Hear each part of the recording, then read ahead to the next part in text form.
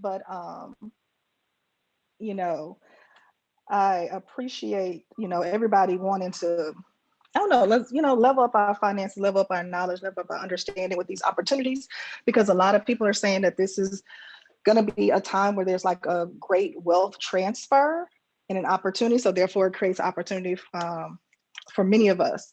So with that being said, we have with us Dre. He, oh, he's someone that has been studying, following, and looking into Bitcoin for like years. Um, and I definitely wanted to bring someone to come and talk to us that has the experience, has the knowledge. He has an interesting story on how he became to really become very knowledgeable on Bitcoin. So I'm going to turn over to Dre and let him share his story and his knowledge with us this evening. Thank you, Dre. I really appreciate you coming, taking some time out to talk to us this evening and having this discussion. No problem. My pleasure. And thank you, Key, for, just giving me the platform and the opportunity to, present and just, teach people about what I've learned and, just share the knowledge and my experience with, people of my kind and my diaspora, I would say. But yeah, so pretty much blockchain, Bitcoin, and cryptocurrency. That's what we're going to discuss. As you said, I've been in it for some years now.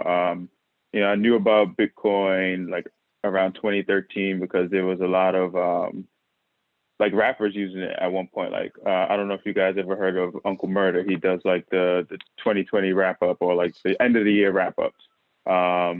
His name is not fitting for a lot of areas, but you know what I mean. So we also had like 50 Cent, who sold one of his albums around that time for some Bitcoin. Snoop Dogg did something similar like that as well. And then, me just studying economics from college, I kind of took a liking to blockchain and Bitcoin and what it represented. Initially, it was supposed to be like this fight against the government and like, fiat currency and whatnot. It still is like that, but it's kind of like now merging the two because in a sense, you can't have one without the other because the big guys won't really let stuff, rock like that. But yeah, in a nutshell, I've been studying since around that time. I've been investing or, putting some money aside to it around since like maybe 2016. The craze and the hype was like 2017. So a lot of people say if you're in before 2017, then you know the real deal of what's going on. But, that's why I'm here to, help people understand and learn and get a grasp on blockchain and what it is. And the funny thing is, even with those years that I have in, I still was a victim of like a scam. So that's another reason why I want to, like teach people that I know, friends, family, and, anyone that I come across about this technology. Because despite the fact that I got scammed, I'm still in it and I still like it. And I'm sure a lot of other people will get scammed. I had a friend of mine, a childhood friend, that told me about this opportunity. And as he was telling me, I'm like, you know what, this sounds similar to the scam that I got scammed with. I think it's a scam. And lo and behold, it was a scam. So, I'm glad I kind of helped him in understanding and pinpointing what's a scam and how to look out for scams. But I'll get into like the basics and whatnot, and we'll touch on the scam and different scams. All right. So first and foremost, this presentation is for informational and educational use only. None of this information should be taken word for word as financial advice, as I am not a financial advisor, but please take the time to do your own research in order to make the right decisions for yourself. All right.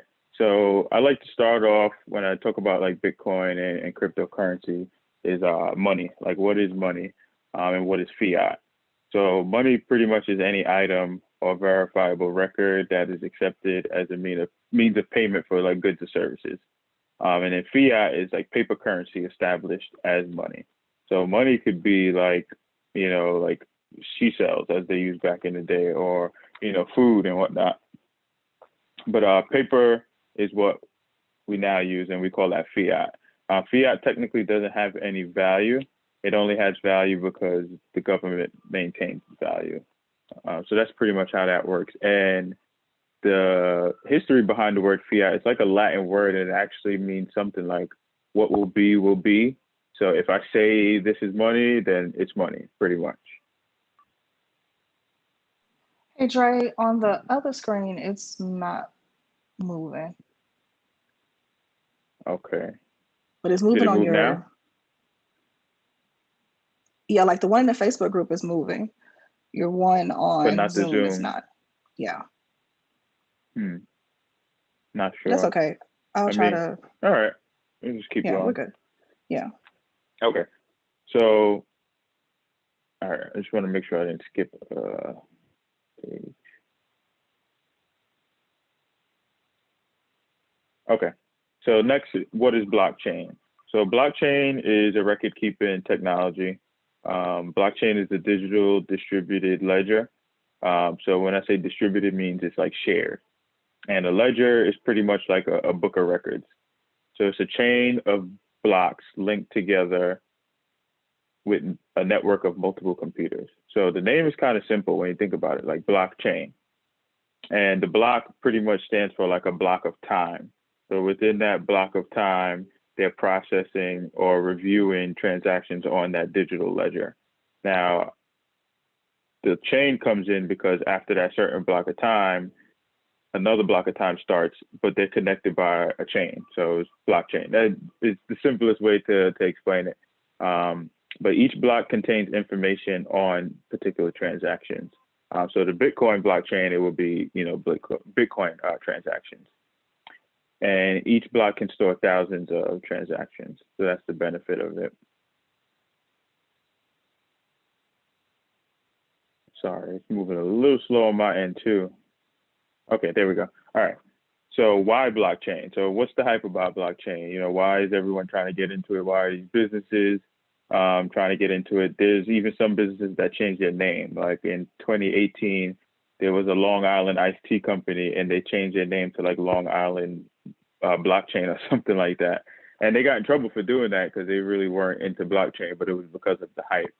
So instead of having a centralized entity keeping records of transactions, it's shared amongst a network of computers. They all use a consensus algorithm to come up with what's true and accurate about the transaction. There's a bunch of people confirming the transactions.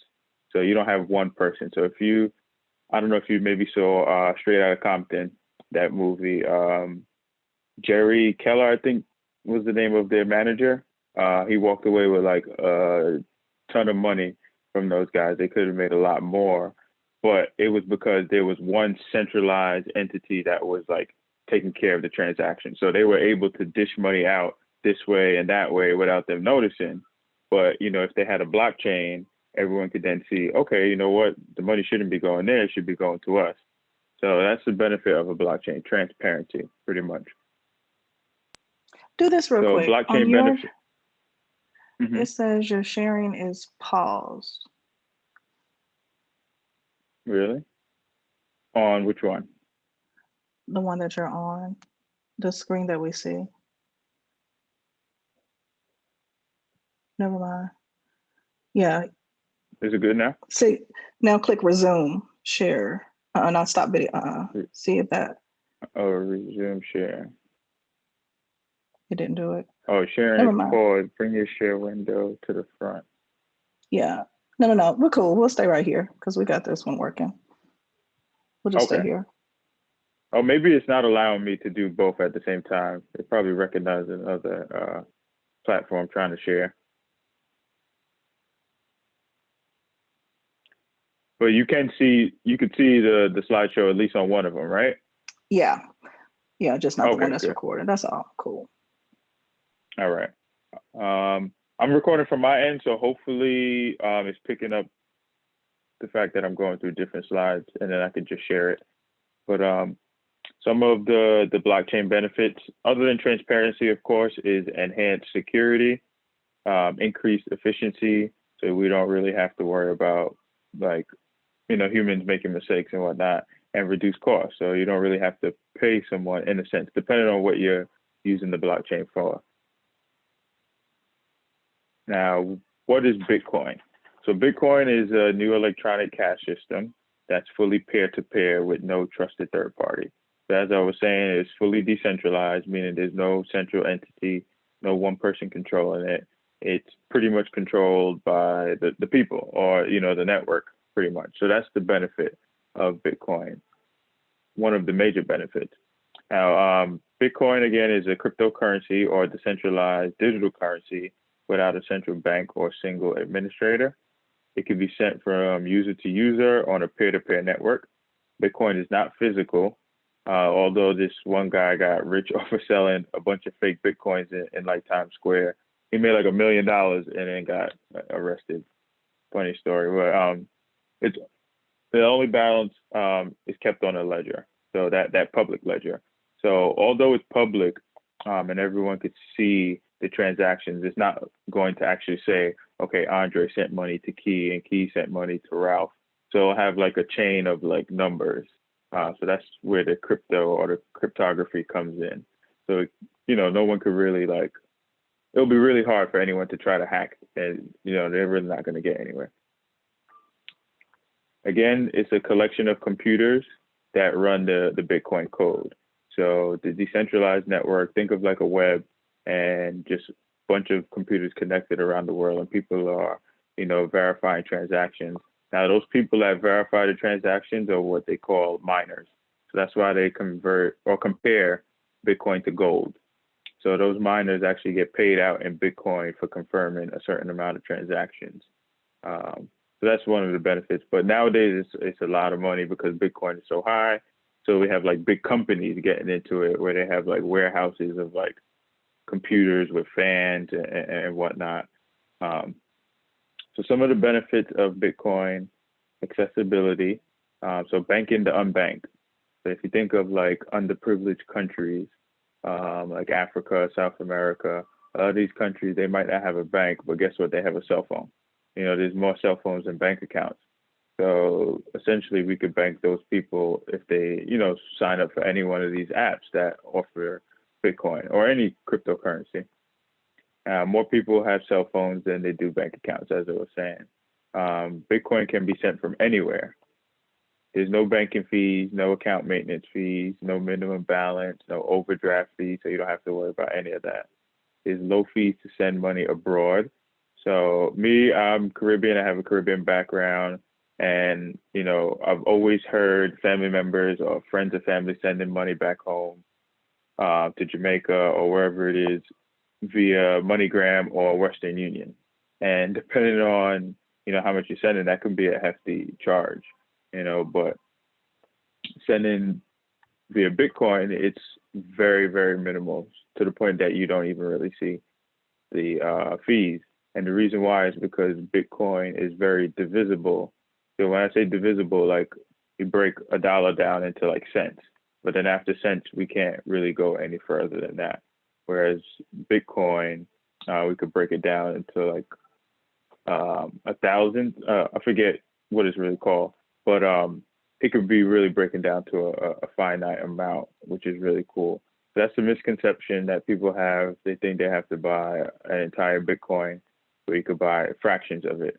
And those fractions are what they call Satoshis. And that name came from the guy or group of people that created Bitcoin. It's a mystery. All the evidence shows that it was like a group of people, and it was a group of guys that been working on digital currency since like the late 80s. So, of course, if I was them, I wouldn't want to reveal myself either. But, it's a group of people pretty much, and they call themselves Satoshi Nakamoto. So that's where the word Satoshi comes from. But there's user autonomy, so you can control your money, spend without worrying about a third party or authority. So you're pretty much your own bank, and it's discreet. Bitcoin purchases are discreet. All right, so why is Bitcoin valuable?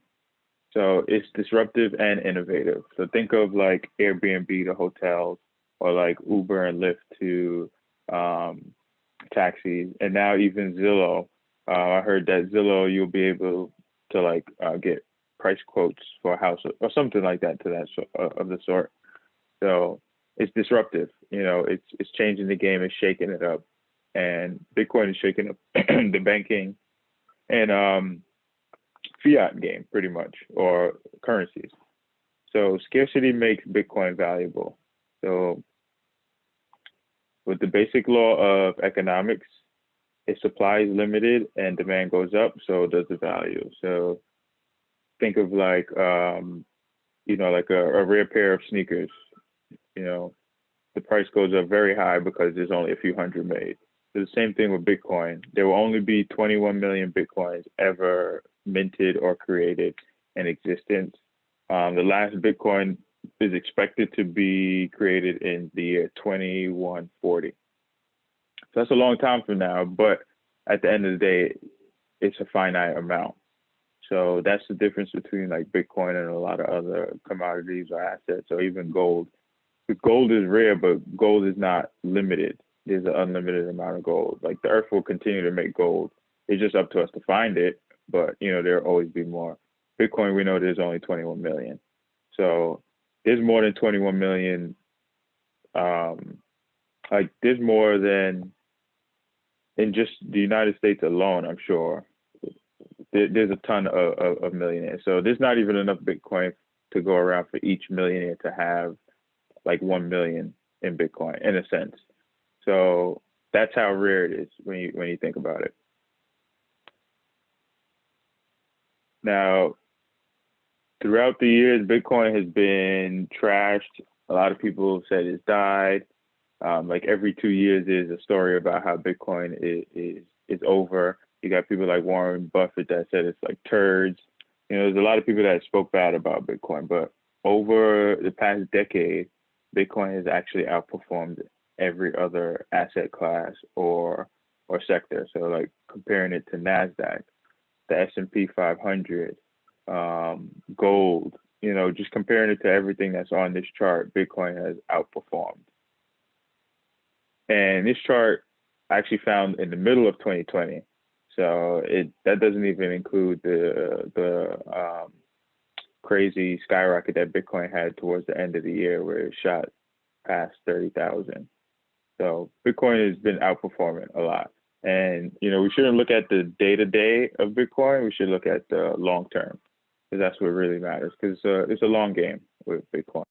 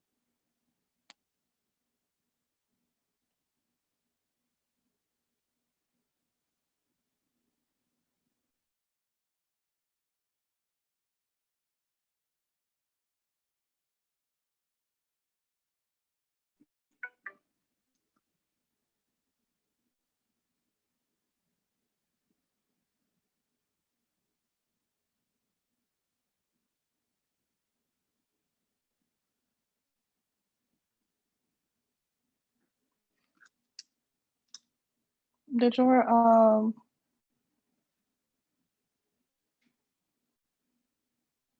I can't hear you.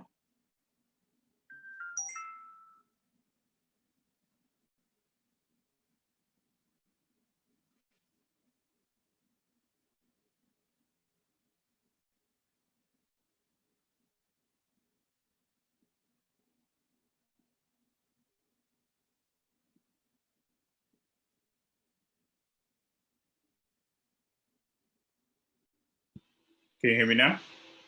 Yes. Hello? Can you hear me? Yeah. Okay, good. All right. I got kicked off from my phone. I don't know what happened. The call just ended. Are you still seeing my screen? Yeah, I see your screen on Facebook.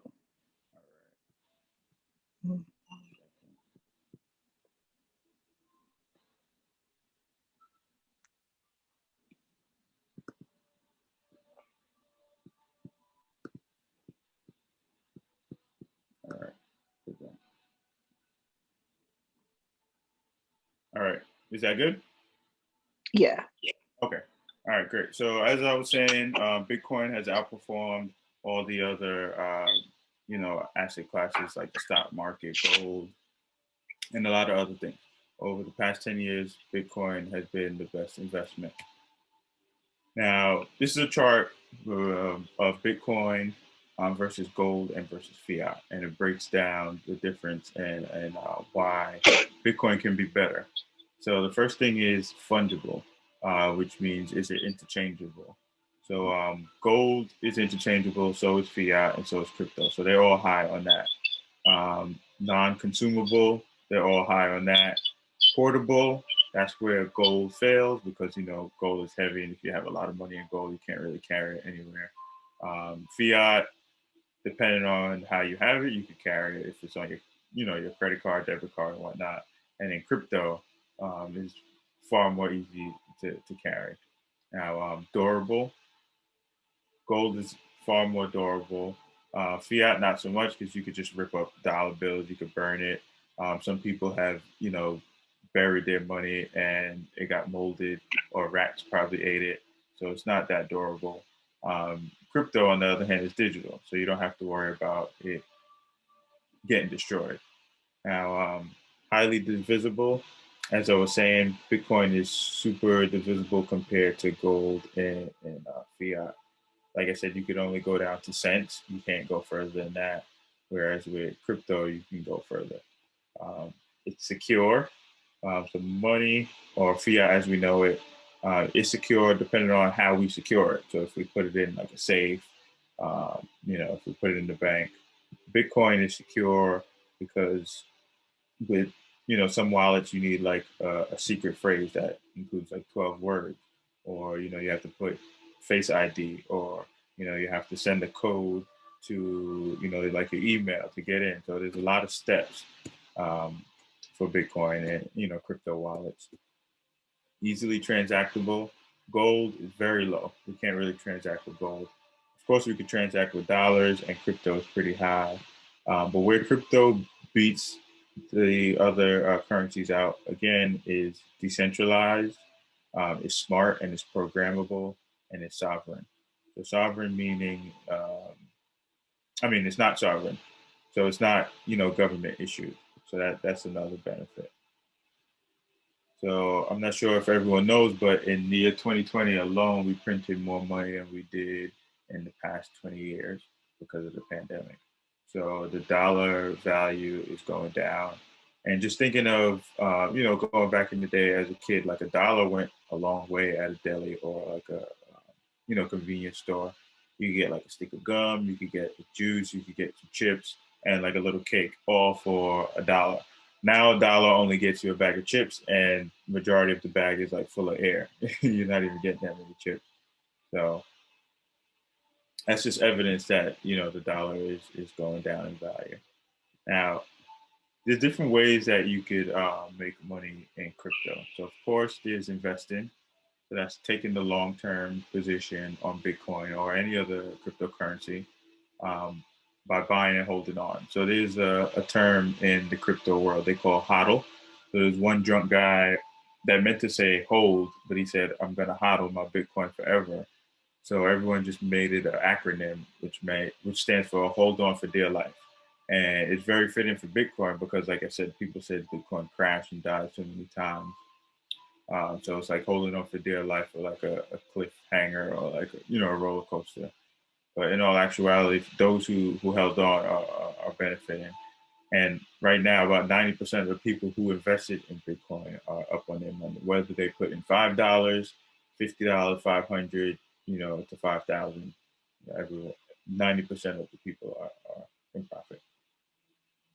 Now, history has shown that crypto market is extremely volatile in the short term, but have tremendous long-term potential. So a lot of people, they jump in during the hype, and then the next week the hype dies down and the crypto falls, and then they think that it's useless or it's a scam and whatnot. But like with any investment, it takes time. Time is always the best friend. There's trading, which is of course short-term opportunities. This includes like technical analysis, reading charts, studying price action. If you get the gist of trading for stocks, just think of that on steroids, because crypto is a lot more volatile. So, Hey Dre, because we were like definitely wanting to, because right now we're just on the investing side of it when it comes to the crypto. So yeah, I don't want to confuse anybody with the trading and the passive part.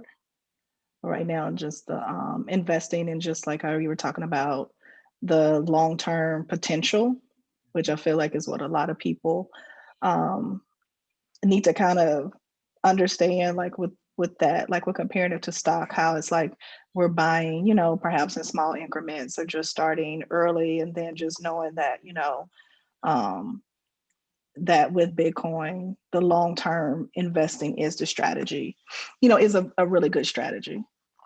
Yep, the long term is probably one of the best strategies, because when it comes to trading, we're all emotional. We're human, so there's different things that will cause us to trade and jump out of a trade. Whereas if we just invest for the long term, we know we're just gonna put our money in there, set it and forget it, and not have to worry about it. And everyone's in their own race. So if you could put $10 a week, or $10 every 2 weeks, or $20 a week, or $20 every 2 weeks, whatever it is, I would suggest, this is not financial advice, but I would suggest, just based off of experience, to dollar cost average in.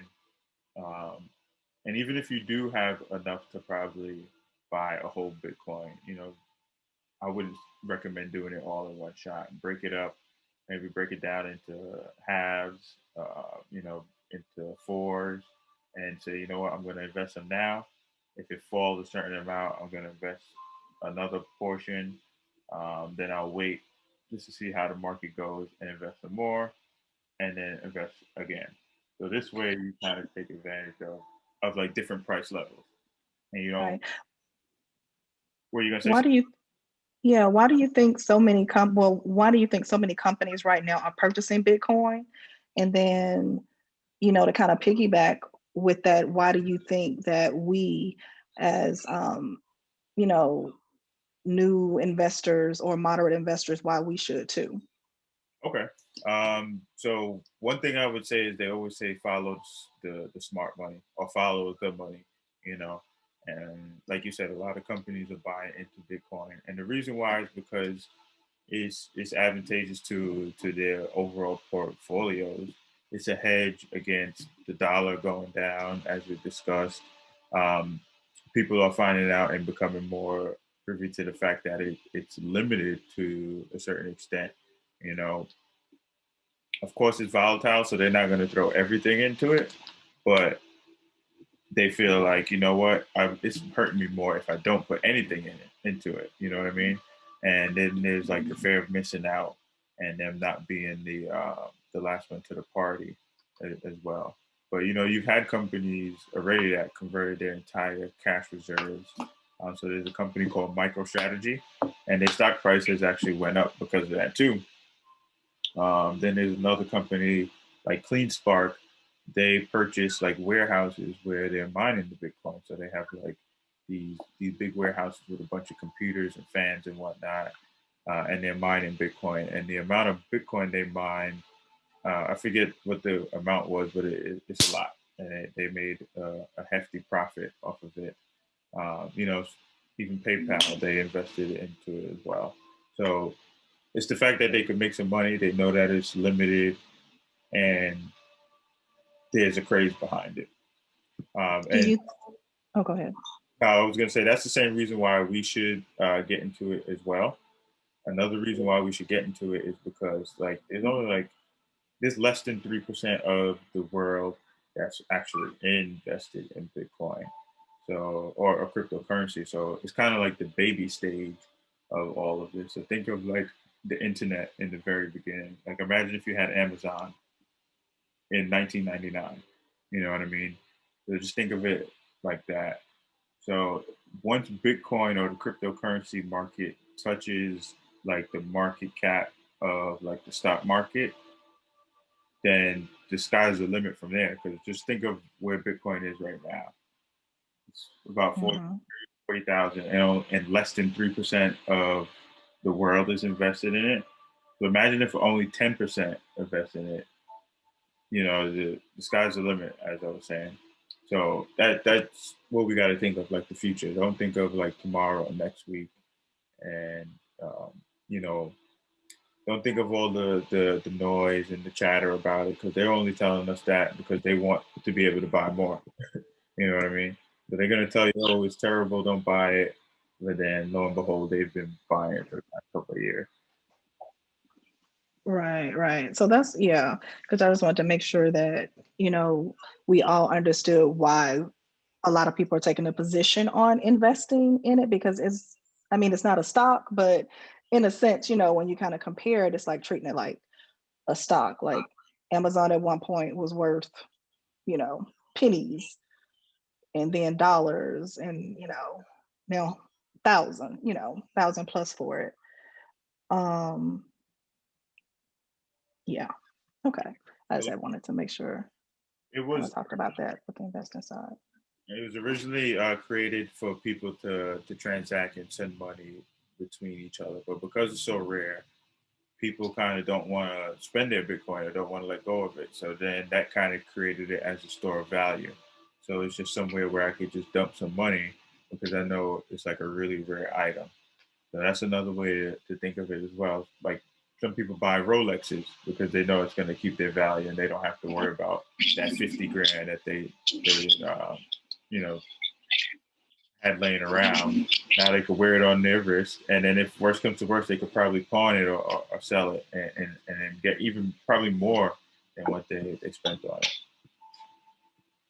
Now, I did want to touch on the passive crypto income, because there's this thing called staking. So essentially, it's like locking up your coins in a crypto wallet, and you gain rewards pretty much for that.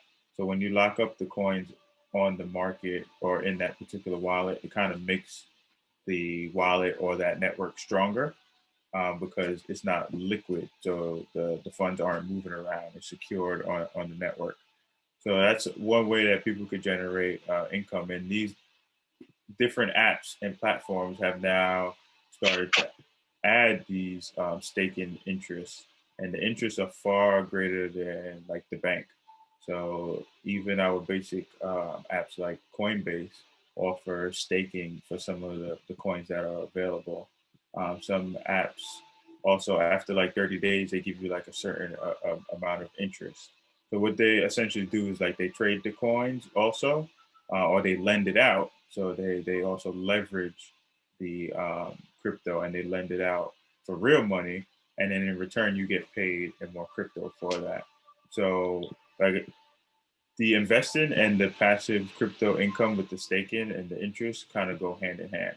If you're gonna hold on to that crypto and hold it for your kids or your retirement fund, it is beneficial to get some income on it as well. And I'll touch on a couple of apps and wallets that actually offer those benefits. Okay, because that's what I was gonna ask you, because like for example, in Coinbase, I'm staking in Tezos. Is it called Tezos? Yep. Mm-hmm. Yeah, in Tezos, because right now they're offering, it's a little before, a little less, it's 4.86, or it might have been 5% APR. APY. Yep. So it's offering me like a higher interest rate to stake, to stake, which means leave and let those Tezos just sit there.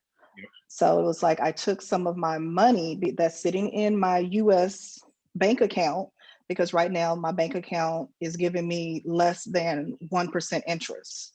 It is giving me less than 1%. So I took some money and took it over to Coinbase and staked it, as Dre has told us, into Tezos, which is another form of cryptocurrency, but it's just sitting there and is earning a better interest rate for me. Yep. And also, just to touch on what we call, or what they call stable coins. So stable coin is like a digital version of the fiat.